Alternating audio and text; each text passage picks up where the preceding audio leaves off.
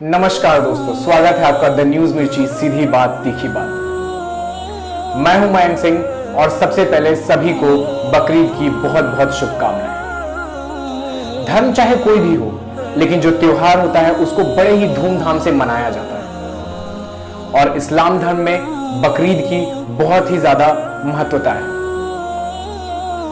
इस्लाम धर्म में दो ईद मनाए जाते हैं। एक ईद जो एक महीने रोजे रखने के बाद मनाया जाता है, जो कि आपसी प्रेम का संदेश देता है।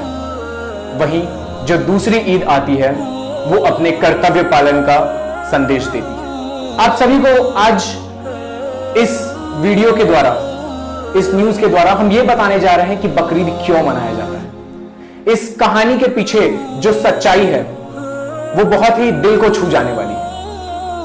वो जो धर्म है, एक किसी भी धर्म में जो डेडिकेशन होता है, जो झुकाव होता है, जो श्रद्धा होती है, वो किस हद तक जा सकती है, आज आपको पता चलेगा। इस्लाम धर्म में माना जाता है कि अल्लाह ने 1,24,000 पैगंबर को धरती पर भेजा था ताकि वो बाकी इंसानों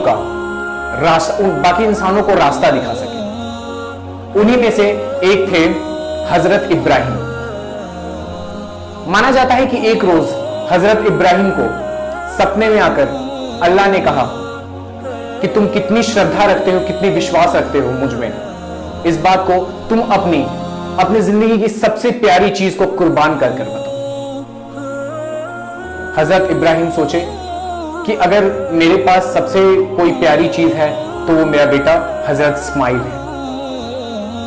80 साल की उम्र में उनको हजरत इस्माइल प्राप्त हुआ था। उनके पास सबसे प्यारी चीज कोई थी तो वो उनका बेटा। अल्लाह की बात को ध्यान में रखते हुए वो अपने बेटे के पास गए और उन्होंने पूछा कि बेटा, अल्लाह ताला ने जैसा मुझे बोला है कि मुझे अपने सबसे प्यारी चीज को कुर्बान करना है और तुम मेरे सबसे प्यारी चीज हो, तो मैं क्या करूं? हजरत इस्माइल ने मुस्कुराते हुए बोला कि जो अल्लाह का आदेश है आप उसका पालन कीजिए।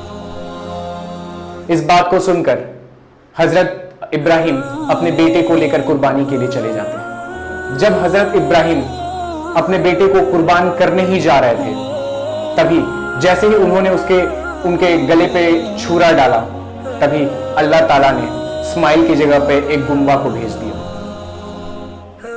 शायद कहीं ना कहीं अल्लाह उनकी परीक्षा लेना चाह रहे थे कि वो अल्लाह की तरफ कितना झुकाव रखते हैं, उनमें कितना विश्वास रखते हैं। और उस दिन के बाद से यह प्रथा शुरू हुई। आज के समय तक आज भी लोग उतनी ही श्रद्धा के साथ बलि दिया करते हैं, उस प्रथा को आगे लेते हैं। लेकिन आज भी यह सोचने वाली बात है कि कितनी श्रद्धा की भावना चाहिए अपने सबसे प्यारी चीज को कुर्बान करने के लिए। बकरीद मनाने के पीछे ये जो छोटी सी लेकिन बहुत गहरी कहानी है, इस चीज को समझना बहुत जरूरी है।